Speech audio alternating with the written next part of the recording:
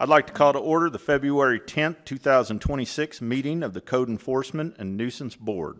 Roll call. Here. Here. Here. Here. Thank you. Today we are pleased to welcome a new member to the Code Enforcement and Nuisance Board, and to do this we have with us Bowling Green Mayor, Mr. Todd Alcott. Mayor Alcott will be swearing in Ms. Susan Oliver Lewis. Thank you, Mr. Bruni. Always an honor to be here amongst our code enforcement team. For board members, I'd just like to say first, thank you for your work that you have committed to provide our community the continuity of aesthetics that keep our community beautiful and to keep everybody, I'll say, on par. That's a nice way of saying that. I always want to tell people what to do in their backyard, but I never want to be told what to do in my own backyard. But you keep that unique balance. But it's my honor to introduce a new member to the board tonight, and she'll actually be taking the seat after I swear her in. And this is Susan Oliver Lewis. So I'm going to bring up Susan. Hello. Would you like to say a word? Not really. All right. Hi. Susan, I'm going to ask you to raise your right hand and repeat after me. I state your name. I, Susan Oliver Lewis, Do solemnly swear do solemnly swear that I will support the Constitution that I will support the Constitution of the United States of the United States and the Constitution and the Constitution of this Commonwealth, of this Commonwealth, and be faithful and true and be faithful and true to the Commonwealth of Kentucky. to the Commonwealth of Kentucky. So as long as I continue So as long as I continue a citizen thereof, a citizen thereof, and that I will faithfully execute and that I will faithfully execute to the best of my ability to the best of my ability the office of the office of Code Enforcement Code Enforcement and Nuisance Board Member, and Nuisance Board Member, according to the law, according to law, and I do further solemnly swear and I do further solemnly swear that since the adoption of this present Constitution, and since the adoption of this present Constitution, I, being a citizen of this state, I, being a citizen of this state, you ready for this? I am ready for this part. And if you have, just keep it quiet, I will. all right? Have not fought a duel with deadly weapons Have not fought a duel with deadly weapons within this state within this state or out of it, or out of it, nor have I sent or accepted nor have I sent or accepted a challenge to fight a challenge to fight a duel with deadly a weapons, duel with deadly weapons, nor have I acted as a second nor have I acted as a second in carrying out a challenge, and carried out a challenge, nor aided or assisted nor aided or assisted any person thus offending, any person thus offending. so help me God. So help me God. Congratulations, Susan. Thank you. Appreciate your service. Absolutely. Board, she's all yours. Awesome. Thank you.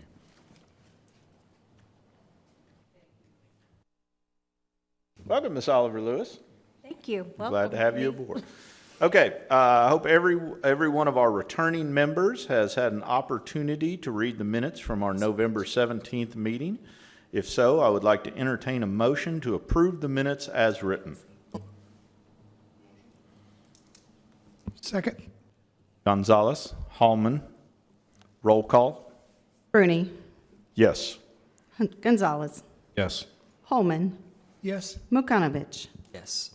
Oliver Lewis. Am I able to vote to approve these minutes? You would need to abstain. Oh, right. All right. If the staff would please stand to be sworn in. Do you swear to tell the truth, the whole truth, and nothing but the truth, so help you God? Thank you. And we will now move into our hearing agenda. Madam Clerk. We have no appeals, no old business, so we move directly into new business. The first agenda item is 2026-1. It is for code compliance. This is an authorization request to issue a per-day fine citation. The case number is 2025-6405 for the property located at 845 Magnolia Street. The owner is Taya White and Jonathan Randolph, and Officer Heather Lashley will present the case. Good evening. This case was the result of a complaint on July 1st, 2025. During the inspection on July 2nd, 2025, the following violations were observed. And you can see the notice of violation I issued up there on the screen. Unlicensed inoperable motor vehicle, duty of maintenance of private property, junk, accumulation of construction, demolition, or landscape debris, scattered garbage, tires, and accumulation of rubbish or garbage. A notice of violation was sent to the PVA listed owner and address on July 2nd, 2025. You can see in these photos some of the violations that I observed that day, with a compliance inspection date of July 14th, 2025. On July 15th, 2025, the property was inspected and remained in violation. Inoperable vehicles, tires, construction material, and junk were outside at the rear of the property. During the inspection, the property owners came outside and appeared to be agitated. They asked why the property was being inspected, and were told there were violations on the property that need to be removed or resolved. They stated they couldn't understand why there was another code case because they were paying on an existing payment plan. They stated they had a dumpster out back and had started cleaning up, and said they were going to call Division Manager Brad Chargorotsky, who was familiar with the prior cases at the location. On July 23rd, 2025, the property was inspected and remained in violation. On August 7th, 2025, the property was inspected and remained in violation. It was observed some of the items at the back of the property had been cleaned up. However, the inoperable vehicles and construction material remained. On August 14th, August 21st, September 2nd, September 17th, October 2nd, October 10th, and October 17th, 2025, the property was inspected and remained in violation. On October 23rd, 2025, the property was inspected and remained in violation. A citation was issued and posted on the property, and you can see there the first citation that was issued, as well as sent by first class and certified mail to the PVA listed owner and address. The compliance inspection date listed on the citation was November 3rd, 2025. The following violations were listed on the citation: unlicensed inoperable motor vehicle, duty of maintenance of private property, junk, scrap metal, and accumulation of construction, demolition, or landscape debris. On November 5th, 2025, the property was inspected and remained in violation. A citation was issued and posted on the property, as well as sent by first class and certified mail to the PVA listed owner and address. The compliance inspection date listed on the citation was November 17th, 2025, and the following violations were listed on the citation. There's the second citation there: unlicensed inoperable motor vehicle, duty of maintenance of private property, accumulation of construction, demolition, or landscape debris. On November 18th, 2025, the property was inspected and remained in violation. That's when I issued the third citation. It was posted on the property as well as sent by first class and certified mail to the PVA listed owner and address. The compliance inspection date listed on the citation was December 1st, 2025. As of February 10th, 2026, today, the case has been open for 224 days and the property remains in violation. Just a note, there have been 11 code cases and 13 citations in the last 5 years at this property. The property was previously approved for 2 rounds of per-day citations in 2023 and 2024 regarding code case 2022-5066, which was open for 915 days. There is a current outstanding amount of $16,812.80 in code fees and fines at this location. Discussion or questions? Do we have a motion? Make a motion to authorize issuance of a per-day fine citation in the amount of $100 to run for a period of 60 days or until in compliance. Second. Vukanovich, Hallman, roll call. Rooney. Yes. Gonzalez. Yes. Holman. Yes. Mukanovich. Yes. Oliver Lewis. Yes. Agenda item 2026-2 is for code compliance. This is an authorization request to issue a per-day fine citation for case number 2025-9438 for the property located at 1956 Stonehenge Avenue. The owner is Tybo's Home LLC in care of Ty Nguyen, and Officer McKenna Tabor will present the case. This case was the result of a proactive inspection that was conducted on 9/11/2025. During the initial inspection, the following violations were observed for an exterior use and storage of indoor furniture, damaged fence, damaged roof, fascia gutters, and scattered garbage. And there's the pictures from the initial inspection. An NOV was sent to the PVA listed owner and address on that date with the compliance inspection date of 9/26/25. On October 1st, the property was inspected and remained in violation. However, the gutter had been repaired. Contact was attempted with the property owner, Mr. Nguyen, for the remaining violations. On October 9, 2025, the property was inspected and remained in violation. Contact was again attempted with the property owner with no success. On October 15, 2025, the property was inspected and remained in violation. Due to prior history with Mr. Nguyen being uncooperative and non-compliant, a citation was issued and posted on the property as well as sent by first class and certified mail to the PVA listed owner. The compliance date listed on that citation was October 27th, 2025. The following violations were listed on the first citation: exterior use, storage of indoor furniture, damaged fence, damaged roof, fascia gutters, scattered garbage, unlicensed inoperable vehicle, tires, and accumulation of rubbish and garbage. And you can see the violations from the first citation there. On October 29, 2025, the property was inspected and remained in violation. A citation was issued and posted on the property as well as sent by first class and certified mail to the PVA listed owner with a compliance inspection date listed as 11/10/2025. And there's the second citation and the same violations that remain.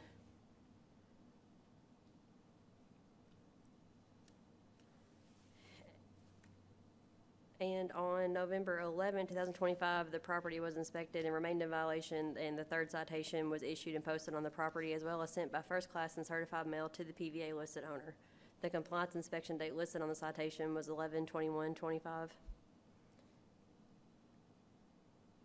And he had picked up some of the stuff around the garbage, or the garbage company came and picked it up one, but the inoperable vehicle is still there. The fence is still damaged as well as scattered garbage on the property.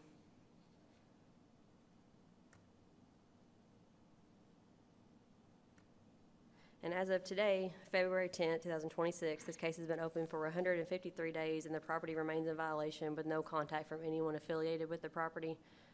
So as you can see, the pictures kind of look the same through all of them because there's not been much change. Same garbage problems, just kind of stays accumulated over there. Discussion, questions? Do I have a motion? Would make a motion to authorize the issuance of a per-day fine citation in the amount of $100 to run for a period of 60 days or until compliance. Second. Oliver Lewis, Mukanovich, roll call. Bruni, Yes. Gonzalez, Yes. Holman, Yes. Mukanovich, Yes. Oliver Lewis. Yes.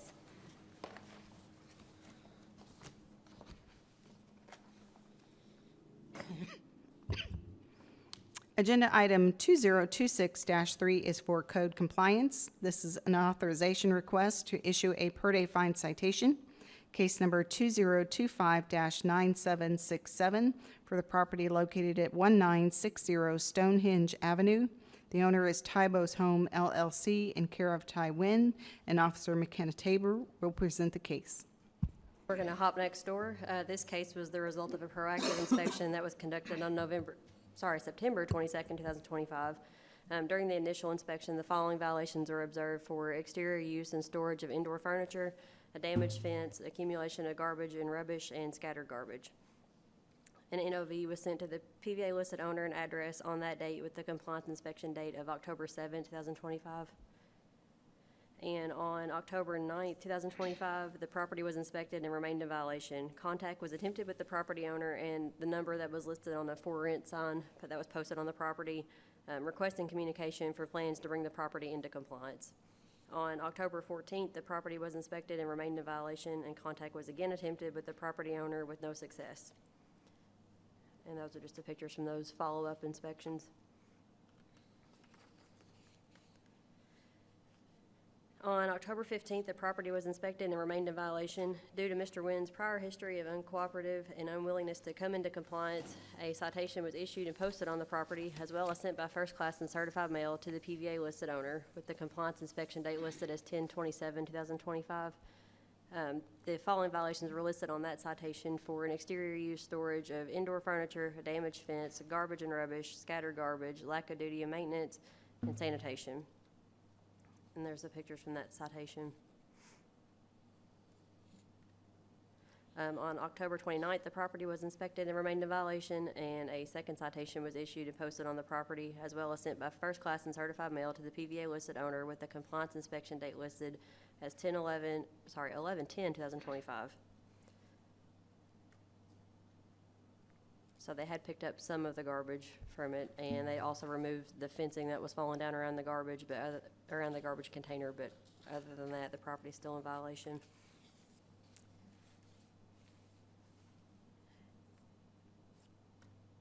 On November 11, 2025, the property was inspected and remained in violation, and a third citation was issued and posted on the property, as well as sent by first class and certified mail to the PVA listed owner. The compliance inspection date listed on the citation was 11/21/25.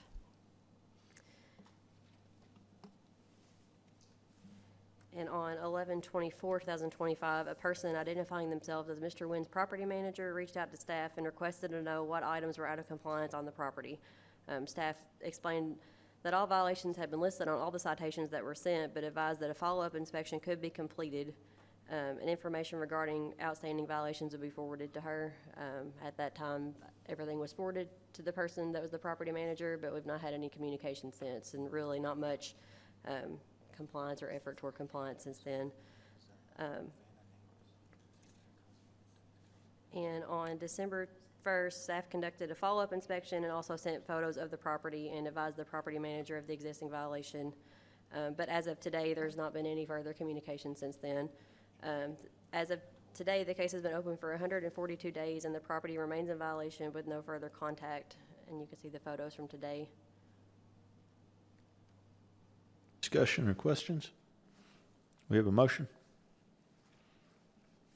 Make a motion to authorize issuance of a per-day fine citation in the amount of $100 to run for a period of 60 days or until full compliance. I'll second it. Vukanovich, Oliver Lewis, roll call, please. Bruni. Yes. Gonzalez. Yes. Holman. Yes. Vukanovich. Yes. Oliver Lewis. Yes.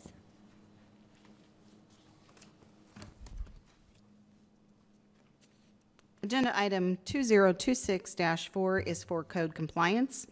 This is an authorization request to issue a per-day fine citation for case number 2025-9768 for the property located at 1964 Stonehenge Avenue.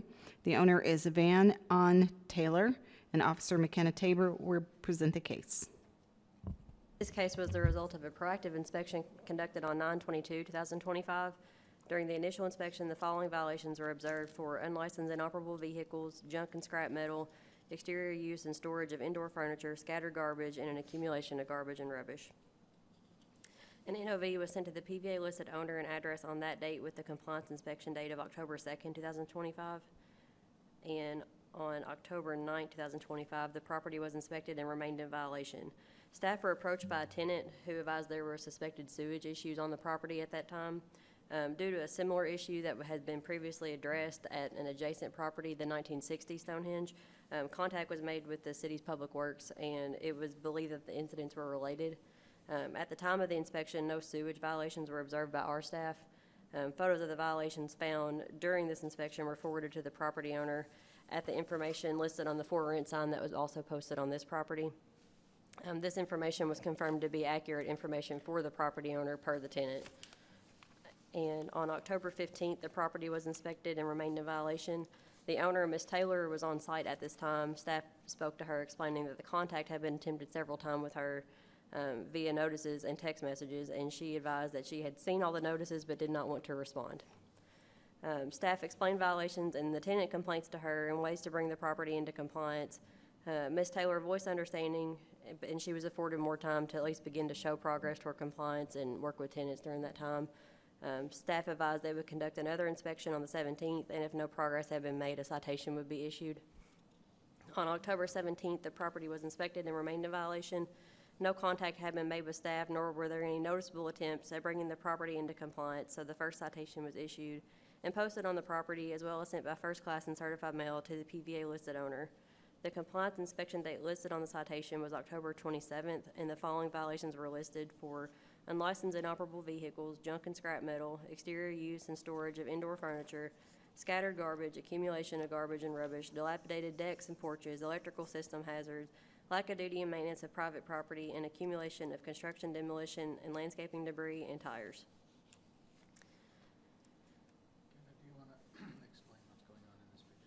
So in this picture, it's kind of hard to tell in this picture, but there's an extension cord that is running from, I believe it's apartment 6, and it's running all the way across the course of the parking lot into this little outbuilding here, which is where she has the sewage pump system in there. And she was asked multiple times to remove that and make repairs, and she refused to do so. So that's what, And in this photo, you can see the raw sewage that was spilling out of that building going down the hill that was referenced to earlier.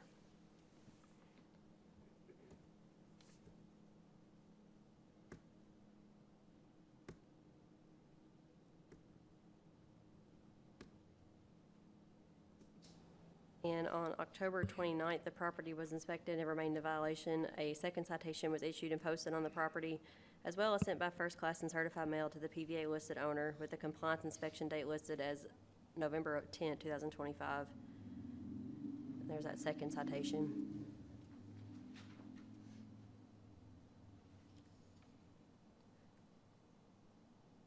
And the extension cord's still running out of that apartment into the building out there. She's refused to remove it, as well as all the appliances and furniture that are still outside. And on November 11, 2025, the property was inspected and remained in violation, with a third citation issued and posted on the property, as well as sent by first class and certified mail to the PVA listed owner. And there's the third citation.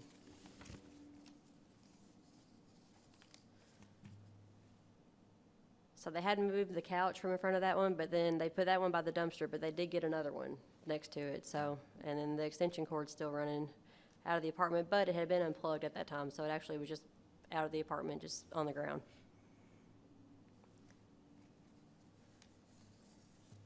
On December 17th, staff inspected the property and made contact with tenants in several units.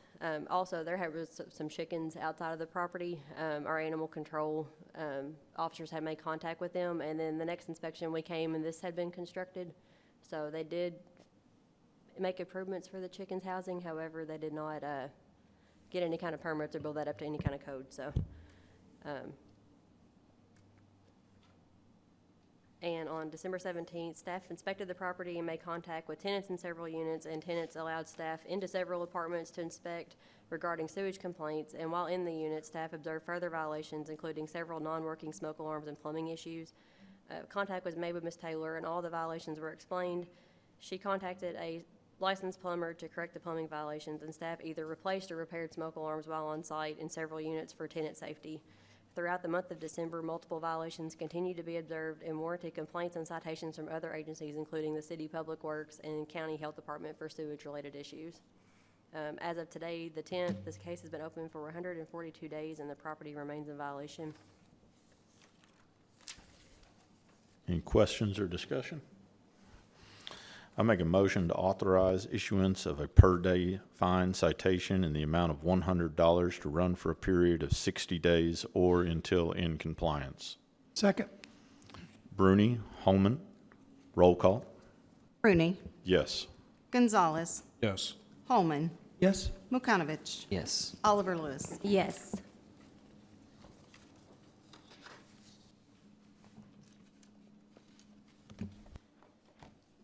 Agenda item 2025-5 is regarding zoning compliance.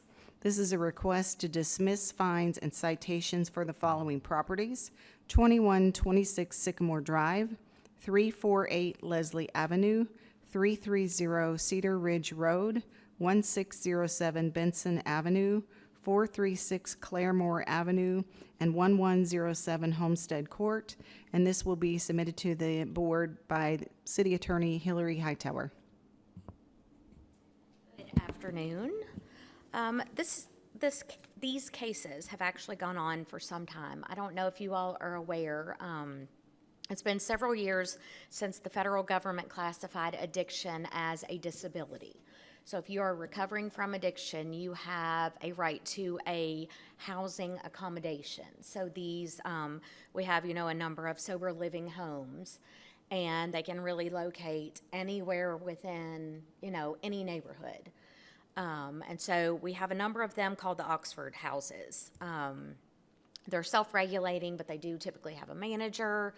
Our legislature has now passed some laws related to sober living homes, but they have counted the Oxford houses as self-certifying because they like their program. They like the way they run their program. So we had several complaints about different Oxford houses and the number of people living there, the number of cars parked there, kids running around. And Hampmore with Planning and Zoning was dealing with those. I had a couple of conversations with the attorney for Oxford House.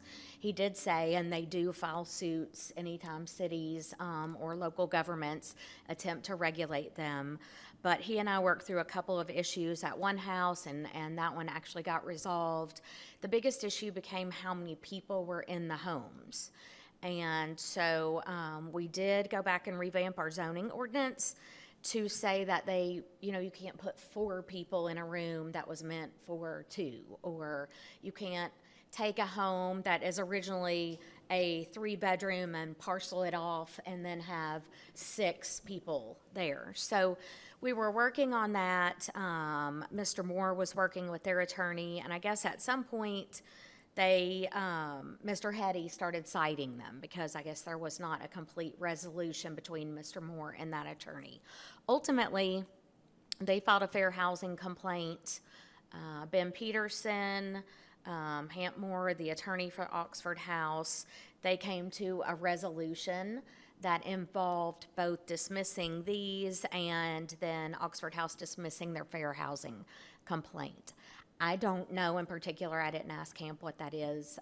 I know our zoning ordinance still says that they cannot partition off. The last issue that I knew of was related to, they wanted to advertise more people that could stay in there than actually could because they typically had a low number of applications. So they felt like if they said, we have 5 openings here when they really only had 3, they would get more applications and then they could put them in other homes. So whatever that resolution is, it is resolved with all parties, and dismissal of this was part of that resolution. So.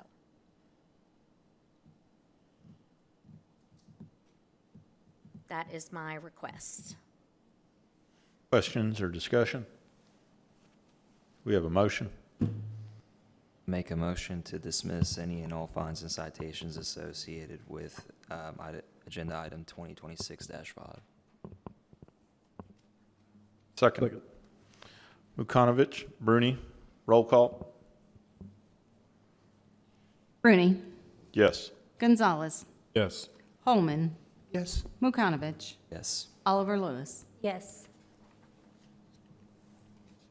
All right. I believe that ends our agenda for today.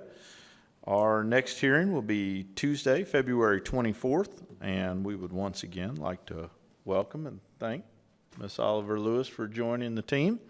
Are there any other comments, questions, or concerns? If not, I'll entertain a motion to adjourn. I'm too new to make that motion. Go ahead. I'll make a motion to adjourn today's meeting. I'll second it. Mukanovich, Oliver Lewis, roll call. Bruni. Yes. Gonzalez. Yes. Holman. Yes. Mukanovich. Yes. Oliver Lewis. Yes. We are adjourned.